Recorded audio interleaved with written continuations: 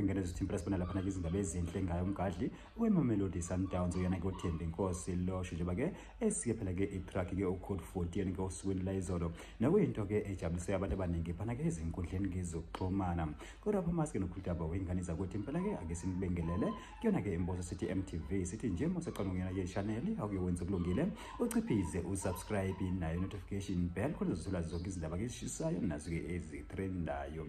Hayi ke bafowethu impela sibona lapha ke izindaba ezinhle ke ngaye ke umgadli weMamelodi Sundowns uyena ke uThembi Nkosi Losho njengoba ke eversani ke wadinwa lokhu ugcina ke wabuyisa phela ke ingadlangala sengisho ke yona phela ke track ke uCode 14 yayi bafowethu impela ke abantu kubaya babaza phana ke ezinkundleni zokuxhumana bancuma yona phela ke into enhle yenziwe yena ke uThembi Nkosi Losho bathi cha yabona ke le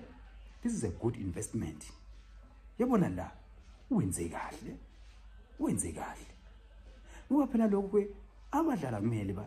depend kakhulu ebholeni bakhohle ukuvula amabhizinesi yabona la cha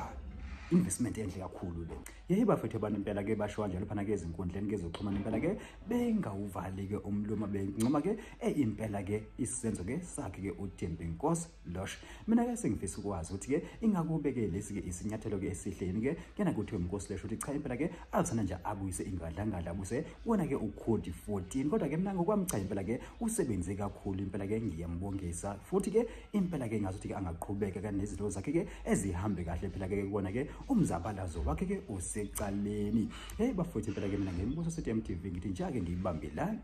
idibane ngena ke video elandelayo.